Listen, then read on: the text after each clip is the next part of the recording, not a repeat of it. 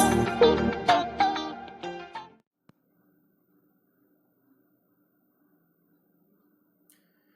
morning, all of you, and once again, welcome to our 7th class online video lecture. Today, I am going to take your third chapter in political science, which is 25 chapter number. Title is Quality in Indian Democracy and Struggle for It. इसमें preamble के बारे में बताया गया। Preamble क्या है? एक guideline values देता है और ये इंस्पायर है आपके फ्रीडम स्ट्रगल से। जैसे कि हमारी लाइन शुरू होती है, we the people of India having solemnly resolved to constitute Indian into a sovereign socialist secular democratic republic and to secure to all its citizens justice liberty equality fraternity. तो ये हमारा प्रीएम्बल है और इसमें जो वर्ड्स बता रखे हैं वो इस तरह से दे रखे हैं और वो अपने आप में अपनी पहचान बताते हैं। एक जो वैल्यू है हमारी कॉन्स्टिट्यूशन में अच्छी उनके बारे में बताते हैं। तो हमने पहले भी पढ़ा हुआ है कि जस्टिस मतलब न्याय होता है, जिसमें सोशल इकोनॉमिकल और पॉलिटिकल तीनों तरीके आते हैं। लिबर्टी होती है जिसमें एक्सप्रेशन की है, थॉट्स की है, बिलीफ की है, फेथ की है, वर्शिप की है। इक्वलिटी में है स्टेटस ऑफ अपॉर्चुनिटी, यानी सबको बराबर चांस मिलेगा। To promote among them all, और सबको बराबर आगे बढ़ने का चांस मिलेगा। Fraternity assuring dignity of the individuals and the unity in integrity of the nation. तो फर्टिनिटी में कह रहे हैं कि डिग्निटी है सबकी, यानी सबका आत्मसम्मान है, इंडिविजुअल्स का भी, और यूनिटी रखा हुआ है, सबको एक साथ रखा हुआ है, और ये नेशन को बढ़ाने में भी आगे बढ़ता है। In our constitution assembly this 26th day of November 1949 do hereby adopt, enact and give to ourselves this constitution। तो ये हमें constitution मिला था। नेक्स्ट टॉपिक है हमारा इम्पोर्टेंस ऑफ इक्वलिटी। इक्वलिटी शुरू से ही बहुत इंपॉर्टेंट रही है और इसके लिए हमने बहुत स्ट्रगल किया है, फ्रीडम फाइटिंग की है 1947 में जब हमारे को फ्रीडम मिला था। लेकिन फिर भी आज हम देख रहे हैं कि बहुत सारे लोग पॉवर्टी में फंसे हुए हैं, गरीबी में फंसे हुए हैं, और disparity freedom would have no meaning for them. उनके लिए जो फ्रीडम वर्ड है ये कोई मायने नहीं रखता, क्योंकि वो उनकी लाइफ में तो कोई चेंज ही नहीं हुआ। तो इसके बहुत सारे कारण हैं, इसको दूर करना चाहिए। नेक्स्ट है इनइक्वलिटी के कॉजेस, इनइक्वलिटी एंड डिस्क्रिमिनेशन के कॉजेस।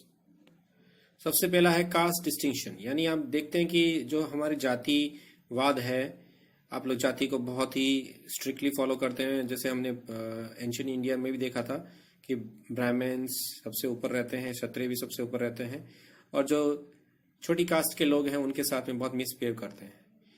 दूसरा है रिलीजियस में हिंदू मुस्लिम्स के बारे में बात की गई है। आपने फ्रीडम स्ट्रगल में भी देखा था, इनके साथ में बहुत फाइटिंग होती थी हिंदू मुस्लिम्स के बीच में।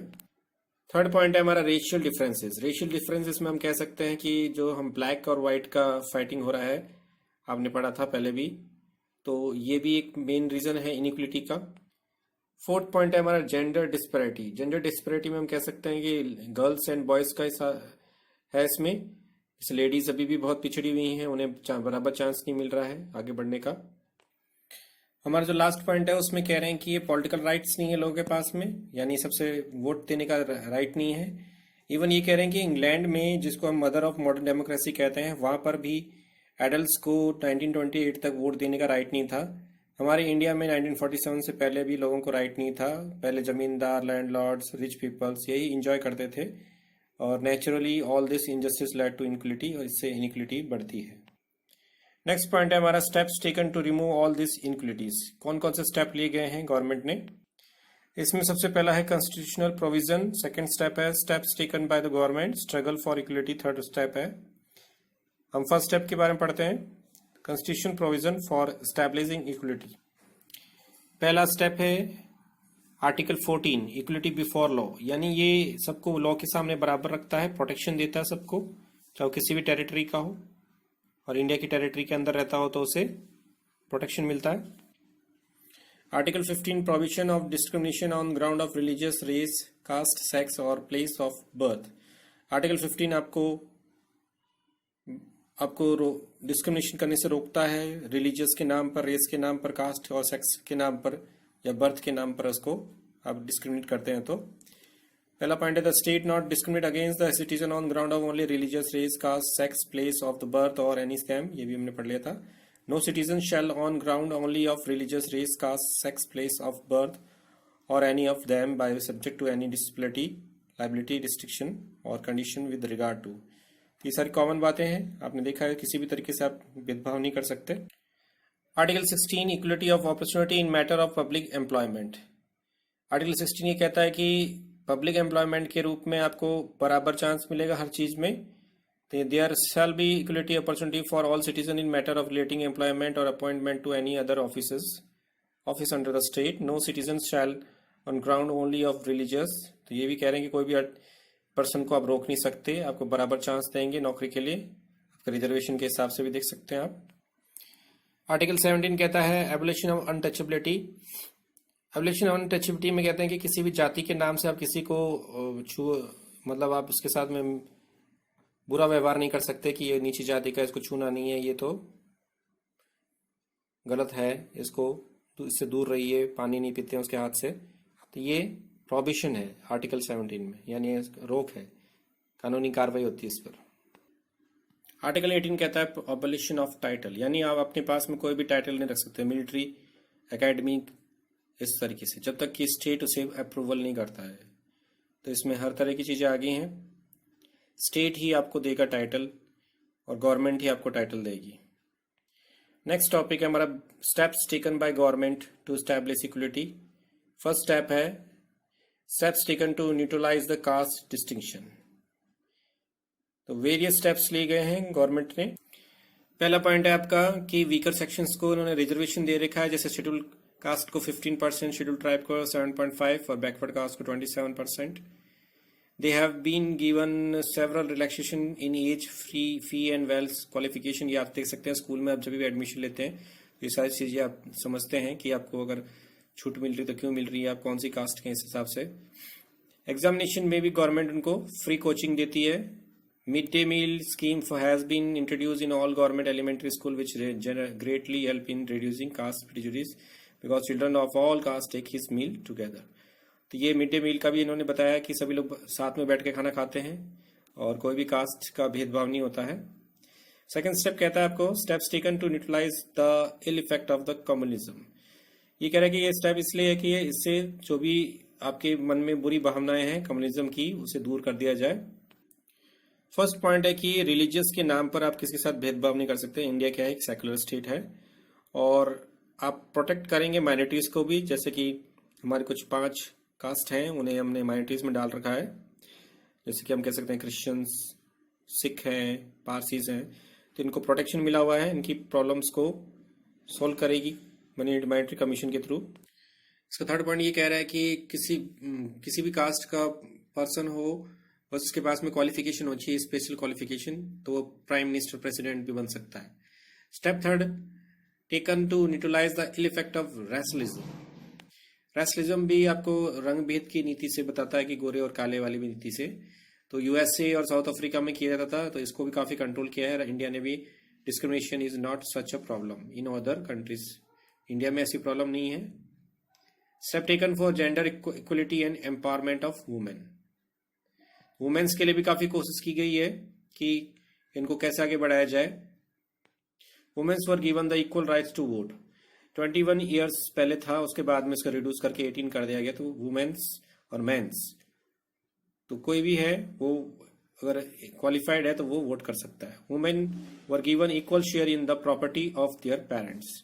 पेरेंट्स की प्रॉपर्टी में वुमेन्स को भी बराबर हक मिलेगा। हिंदू कोड बिल के थ्रू ऐसा कहा गया है, कमला एक्ट बिल था ये। डॉरी वॉज डिक्लेयर इलीगल, यानी गवर्नमेंट ने इसे इलीगल बना दिया है। डॉरी यानी दहेज कोई नहीं ले सकता, अगर लेता है तो उसके ऊपर लीगल कार्रवाई होती है। Various steps were taken for the education of women. बहुत सारे स्टेप्स लिए गए हैं गर्ल्स एजुकेशन के लिए। ये सारे स्टेप्स लेने पर भी जो वुमेन्स है उनका स्टेटस इतना बड़ा नहीं है, इसके पीछे कुछ रीजन है। तो ये कुछ अपने पावर्स बता रहे हैं कि girls should be made economically independent. Girls को इकोनॉमिकली इंडिपेंडेंट बनाना चाहिए। राइट टू वर्क कंपलसरी करना चाहिए, गारंटेड वर्क करना चाहिए वुमेन्स के लिए। Government should make laws for more strict against those who are still found demanding dowry. जो डॉरी मांगते हैं उनके खिलाफ और स्ट्रिक्ट लॉ बनाने चाहिए। Social institution like the Arya Samaj and Namdhari movement etcetera should be encourage to perform dowry less marriages. जैसे आर्य समाज है, नामधारी मूवमेंट है, इसके थ्रू जो बिना डॉरी के शादी के स्टेप्स को बढ़ाना चाहिए, लोगों को एनकरेज करना चाहिए। फिफ्थ स्टेप है हमारा steps taken bye for establishing political equality. Steps वो जिसके थ्रू हम पॉलिटिकल इक्विलिटी को पा सकें। पॉलिटिकल इक्विलिटी में ही कहा गया कि यूनिवर्सल एडल्ट फ्रांसिस हमने जो अडॉप्ट कर लिया था, अब 18 ईयर्स का कोई भी मैन और वुमेन किसी भी कास्ट का, किसी भी रिलीजियस का वोट कर सकता है। Movement started in Indian against the racial discrimination of the British. तो मूवमेंट्स के बारे में बात कर रहे हैं। ये 1878 में ब्रिटिश गवर्नमेंट ने वर्नाकुलर प्रेस एक्ट पास किया था इंडियन प्रेस के खिलाफ। यानी वो कह रहे थे कि भाई जो मैसेज होता है वो या तो इंग्लिश में होना चाहिए या हिंदी में होना चाहिए। तो इसके खिलाफ लोगों ने अपील की थी बहुत सारी, और 1881 में भी इन्होंने विरोध किया था। नेक्स्ट स्टेप्स है movement started by the oppressed class to gain equality in India. तो इसमें बता रहे हैं कि जो छोटी कास्ट है उनको बड़ी कास्ट के साथ में कैसे अरेंज किया जाए। तो इसमें भी बता रहे हैं कि बहुत सारे लोगों ने स्ट्रगल किया था काफी। महाराष्ट्र का मूवमेंट है, इसमें ज्योतिबा फुले ने इसको लीड किया था। एक सत्य शोधक समाज ब्राह्मिन्स ने बनाया था। तो ये आर्य समाज, ये सब इसमें कॉमन बातें हैं। इसमें रिलीजियस अथॉरिटी ने इसको सुधारा था। गर्ल्स एजुकेशन के लिए भी काम किया था। B.R. अम्बेडकर जी के बारे में भी बता रखा है इसमें। B.R. अम्बेडकर जी ने भी बहुत सारे वेरियस स्टेप्स लिए और अपलिफ्ट ऑफ अप्रेस क्लास के बारे में, जो नीची जाति है उनको ऊपर उठाने के लिए। जैसे कि आप कह सकते हैं रिजर्वेशन है सबके लिए, तो उसके हिसाब से लोगों को नौकरी मिल जाती है, वो अपने कंडीशन को सुधार लेते हैं। जैसे कि उन्होंने मंदिर में पहले रोका जाता था नीची जाति के लोगों को, अब वहाँ पर वो प्रवेश कर सकते हैं। जैसे आपने B.R. अम्बेडकर जी का जो भी सीरियल आ रहा है NTV पर, उसको देख करके आप समझ सकते हैं कि इस तरह स्ट्रगल करते थे। उन्हें भी स्कूल से निकाल दिया जाता था, दूध से पानी पिलाया जाता था। तो ये सारी चीजें उन्होंने दूर करी। ये शेड्यूल कास्ट के दूसरे लीडर्स के बारे में भी बता रहे हैं। केरला के नारायण गुरु हैं, इन्होंने भी एक थॉट कहा था कि one God, one religious, one cast, इस तरह से। और ब्राह्मीण समाज जो कि सेल्फ रिस्पेक्ट खो रहा था, जो कि दूसरों पर ये उनका जो विचार था वो थोप रहा था। Movement started in India for the emancipation of the movements and given them right to equality. तो यहाँ पर बहुत सारे सोशल रिफॉर्मर्स के बारे में बात करने हैं, जैसे कि राजा राम मोहन राय, ईश्वर चंद्र विद्यासागर है, स्वामी दयानंद सरस्वती है, सर सैयद अहमद खान है। तो इन सभी लोगों ने कहीं ना किसी न किसी तरीके से वुमेन्स के स्टेटस को सुधारा है। इन्होंने रीमैरिज कराया विडोज का, गर्ल्स के लिए स्कूल खोला और उनको पुनर्विवाह कराया। तो इन सब के बारे में यहाँ पर स्टोरीज दे रखी है, आप पढ़िएगा इसको अच्छी तरह से। चाइल्ड मैरिज को भी रोका इन्होंने। तो ये बहुत ही ग्रेट लोग थे। तो ये सोशल रिफॉर्मर्स की मदद ही थी, जिसके कारण से जो वुमेन्स थी वो आदमी के साथ में हाथ से हाथ मिला करके फ्रीडम स्ट्रगल में आगे बढ़ रही थी। जैसे इसमें लिखा हुआ है कि सरोजिनी नायडू, एनी बेसेंट का एग्जाम्पल दे रखा है। उन्होंने भी बहुत सारे वॉलंटियरली इनके जो लीडर्स थी, इनके जो रैलीज थी, इनको लीड किया था। और they also took part in the boycott of foreign goods and also in the non cooperation movement. ये भी आपने पढ़ा है, नॉन कॉपरेशन मूवमेंट के में इन्होंने भी हेल्प करी थी और फॉरेन गुड्स को जलाए थे। नेक्स्ट टॉपिक है हमारा नर्मदा बचाओ आंदोलन। इसमें भी आपने देखा कि जो नर्मदा डैम बन रहा था उस पर लोगों को वहां से उनके लोगों की जमीनें छीन ली गई थी, उन्हें डिस्प्लेस कर दिया था। तो मेधा पाठक जी ने काफी स्ट्रगल किया इसके लिए और उन्होंने आंदोलन चलाया, नर्मदा बचाओ आंदोलन। और इसमें जो विस्थापित लोग हैं, जो यहाँ से हटाए गए थे, जमीन जिनकी ली गई थी, उन्हें दोबारा से उनको सही तरह से स्टैब्लिश करने के लिए उन्होंने ये आंदोलन चलाया था, जिससे कि एनवायरनमेंट को भी प्रॉब्लम नहीं हो और वो लोग भी बच सके। नेक्स्ट है आपका तवा मत्स्य संघ। तो मध्य प्रदेश में तवा डैम बना रहे थे 1958 टू 1978 में, और इसमें भी सेम वही कि जो गरीब थे और स्पेशली जो मछुआरे थे उनको वहां से हटा दिया गया था। और when the fisher rights were given to contractor in 1984, then fishermen were generally affected, so they started the movement for their rights and founded an organization known as तवा मत्स्य संघ। तो ये जब कॉन्ट्रैक्ट दे दिया गया यहाँ से 1994 में कॉन्ट्रैक्टर को कि वही मछली पकड़ सकते हैं, तो ये मछली पकड़ने वाले के साथ में बहुत असर पड़ा उनकी ज़िंदगी पर, तो इन्होंने ये मूवमेंट चलाया जिसको तवा संघ मत्स्य संघ नाम दिया गया। इस आंदोलन का ये असर पड़ा कि मध्य प्रदेश गवर्नमेंट को इनको रिजर्वियर में इनको ज़मीन देनी पड़ी और फिशरमैन को उन्होंने लोन देना भी चालू कर दिया जिससे ये अपने नेट सुधार सके। नेक्स्ट टॉपिक है हमारा civil rights movement in USA. Although the slave were emancipated in USA in 1861, various restrictions were still imposed on the black in the 20th century। तो ये रियल घटना है। अभी भी आपने देखा था कि स्मिथ नाम से जो एक लड़का था जो ब्लैक पीपल था, उसको पुलिस ने मारा था, तो ये काफ़ी आगे बढ़ा था। ये जो मूवमेंट अभी भी चल रहा है आपके देख सकते हैं टीवी पर।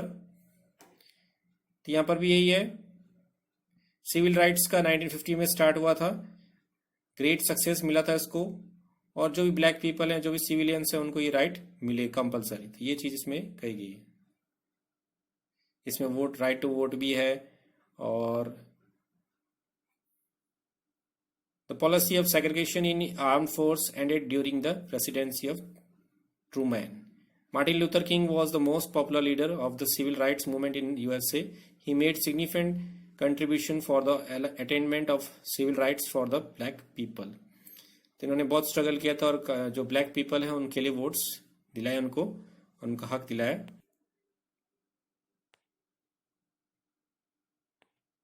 Ultimately, it triumphed when civil rights were recognized as a legal rights and black people were given the right to vote। इससे सैंक्शन कर दिया गया और अब सभी को राइट्स हैं।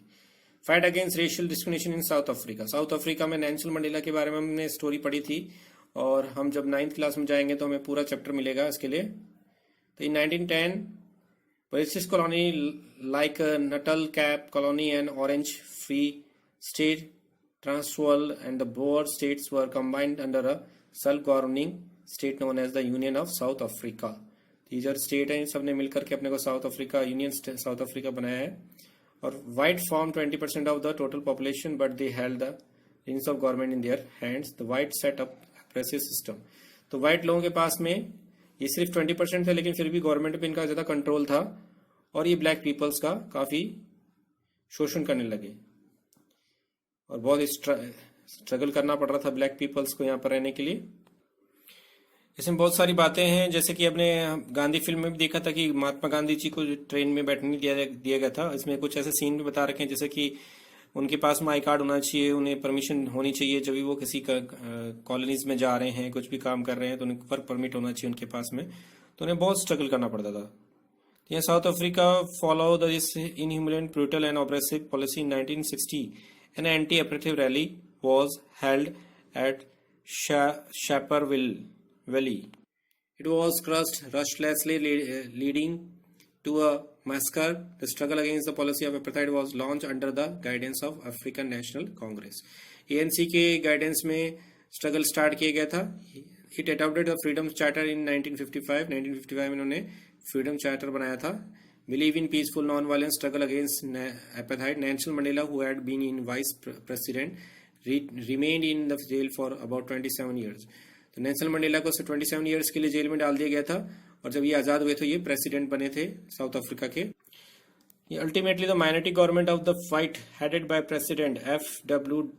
de Klerk। तो ये वाइट पीपल्स के प्रेसिडेंट थे। Relented and agreed to hold elections on 27, और इन्होंने फिर 27 अप्रैल 1994 में इलेक्शंस कराया।